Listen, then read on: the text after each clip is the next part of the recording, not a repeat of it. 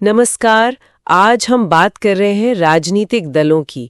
लोकतंत्र का एक ऐसा हिस्सा है ये जिसके बिना शायद गाड़ी चली नहीं सकती। हाँ बिल्कुल। हमारे स्रोतों, खासकर लोकतांत्रिक राजनीति की पाठ्यपुस्तक के कुछ हिस्सों से हम समझने की कोशिश करेंगे कि ये दल क्यों जरूरी हैं, करते क्या हैं और भारत में इनकी क्या स्थिति है, साथ ही इनकी मुश्किलें क्या हैं। हाँ, और ये बात दिलचस्प है कि दिखते तो ये हर जगह हैं। मतलब कई लोगों के लिए तो डेमोक्रेसी का मतलब ही पॉलिटिकल पार्टी है। सही कहा। लेकिन फिर भी लोग अक्सर इनसे, आप कह सकते हैं, खुश नहीं रहते। काफी आलोचना होती है इनकी। बिल्कुल। तो सवाल ये उठता है कि क्या इनके बिना काम चल सकता है।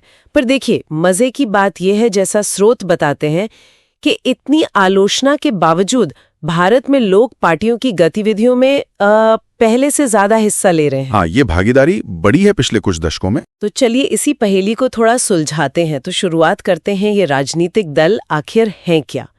एकदम आसान शब्दों में अगर समझें तो देखिए, बहुत सरल है। ये ऐसे लोगों का एक ग्रुप है जिनका एक कॉमन मकसद है चुनाव लड़ना और सरकार में आना, मतलब राजनीतिक सत्ता हासिल करना। अच्छा। ये कुछ सोच, कुछ पॉलिसीज और प्रोग्राम पर साथ आते हैं और जनता को बताते हैं कि उनका नजरिया, उनका तरीका बाकियों से बेहतर है। और हर दल के, आप कह सकते हैं, 3 खास हिस्से होते हैं। एक तो नेता जो फैसले लेते हैं। हाँ। दूसरे एक्टिव सदस्य जो जमीनी स्तर पर काम करते हैं, पार्टी के लिए भागदौड़ करते हैं। और तीसरे होते हैं अनुयायी या समर्थक, जो उन्हें वोट देते हैं या बस पसंद करते हैं। और क्योंकि ये समाज के अलग अलग हिस्सों या विचारों को रिप्रेजेंट करते हैं, तो एक तरह का पक्षपात तो इनमें होता ही होगा, है ना? हाँ। मतलब किसी खास नजरिए की तरफ झुकाव। हाँ, जाहिर है।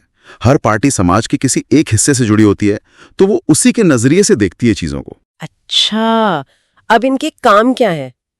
मतलब ये सिर्फ चुनावी तो नहीं लड़ते होंगे? नहीं, बिल्कुल नहीं।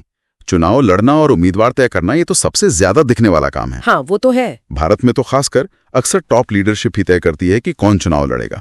पर इसके अलावा भी बहुत कुछ है। जैसे पार्टियां ही जनता के सामने अलग अलग नीतियां और कार्यक्रम रखती हैं, एक तरह से देश को दिशा देने का विजन रखती हैं। अच्छा। फिर संसद या विधानसभा में कानून बनाने में इनका बहुत बड़ा, बल्कि निर्णायक रोल होता है।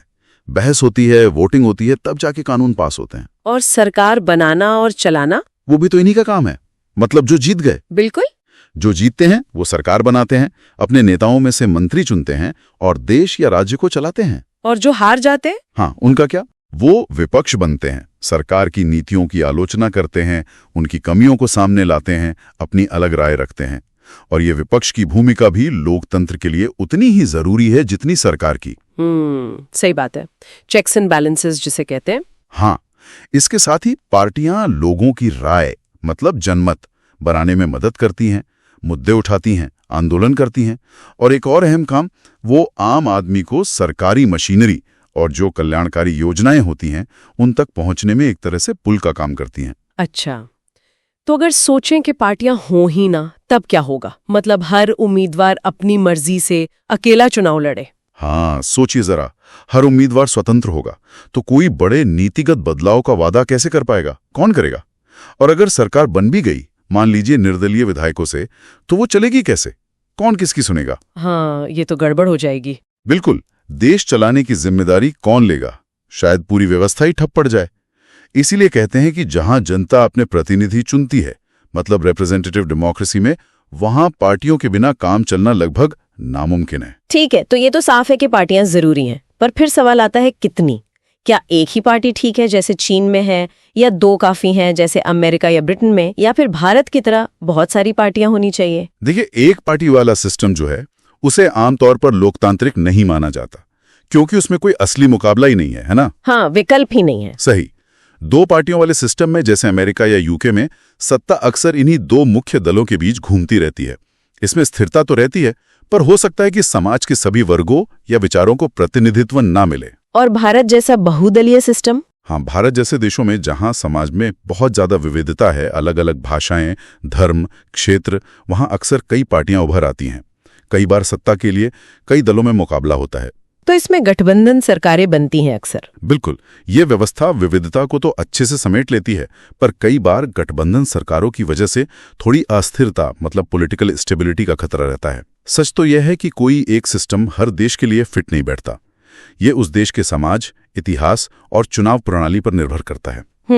भारत की जो बहुदलीय व्यवस्था है वो काफी हद तक हमारी सामाजिक और भौगोलिक विविधता का ही नतीजा है। भारत की बात करें तो यहाँ राष्ट्रीय दल भी हैं और राज्य स्तरीय या जिन्हें क्षेत्रीय दल कहते हैं वो भी हैं। राष्ट्रीय पार्टी बनने के लिए चुनाव आयोग की कुछ शर्तें हैं, है ना? जी हाँ, शर्तें हैं जैसे कि पार्टी की मौजूदगी कई राज्यों में हो और लोकसभा या विधानसभा चुनाव में उसे कम से कम कुल वोटों का 6% मिला हो। साथ ही लोकसभा में कम से कम 4 सीटें जीती हों। अच्छा, 2023 के हिसाब से कितनी राष्ट्रीय पार्टियां हैं? 2023 के आंकड़ों के अनुसार 6 मान्यता प्राप्त राष्ट्रीय दल हैं। आम आदमी party AAP, Bahujan Samaj party BSP, Bharatiya Janata party BJP, communist party of India मार्क्सवादी CPIM, Indian national Congress INC और नेशनल पीपल्स पार्टी NPP। सबकी अपनी अपनी विचारधारा है, अपना फोकस एरिया है। और राज्य स्तरीय पार्टियां?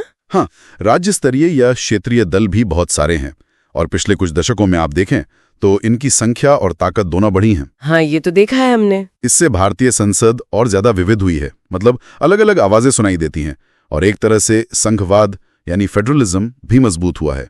गठबंधन सरकारों के दौर में तो इनकी भूमिका बहुत ही अहम रही है। पर इन पार्टियों के साथ सब कुछ बढ़िया तो नहीं है। इनके सामने चुनौतियां क्या क्या हैं? स्रोत तो कई सारी गिनाते हैं। हाँ, चुनौतियां गंभीर हैं। पहली और शायद सबसे बड़ी चुनौती है पार्टी के अंदर ही लोकतंत्र की कमी।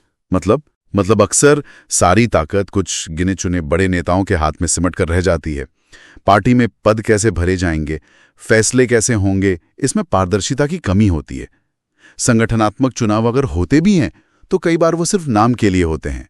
आम कार्यकर्ता की आवाज ऊपर तक नहीं पहुंच पाती। और दूसरी बड़ी मुश्किल है वंशवाद। मतलब नेताओं के बेटे बेटी या परिवार के लोग ही आसानी से ऊंचे पदों पर पहुंच जाते हैं। हाँ, ये तो बहुत आम है। इससे जो साधारण मेहनती कार्यकर्ता है उसके लिए आगे बढ़ने के मौके कम हो जाते हैं, भले वो कितना भी काबिल क्यों ना हो। और पैसा और ताकत का जो जोर है राजनीति में, वो भी तो एक चुनौती है। बिल्कुल। तीसरी बड़ी चुनौती यही है, धन और बाहुबल का बढ़ता प्रभाव। चुनाव जीतना महंगा होता जा रहा है। हाँ, पार्टियां अक्सर उन्हीं उम्मीदवारों को टिकट देती हैं जो या तो खुद बहुत अमीर हों या जिनके पास काफी पैसा जुटाने की क्षमता हो। कई बार अमीर लोग और बड़ी कंपनियां पार्टी के फैसलों और नीतियों पर असर डालने लगती हैं और कभी-कभी तो पार्टियां चुनाव जीतने के लिए आपराधिक पृष्ठभूमि वाले लोगों का समर्थन लेने या उन्हें टिकट देने से भी नहीं हिचकी। ये तो बहुत चिंता की बात है। और चौथी चुनौती यह है कि कई बार वोटरों के सामने कोई सार्थक विकल्प ही नहीं बचता।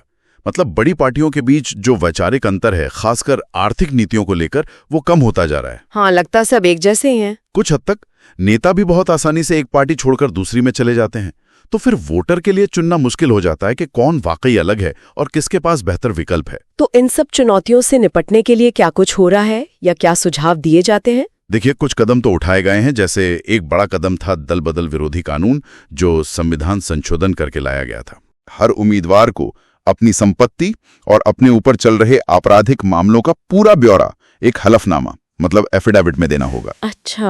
और चुनाव आयोग ने भी पार्टियों के लिए संगठनात्मक चुनाव कराना और इनकम टैक्स रिटर्न भरना जरूरी किया है।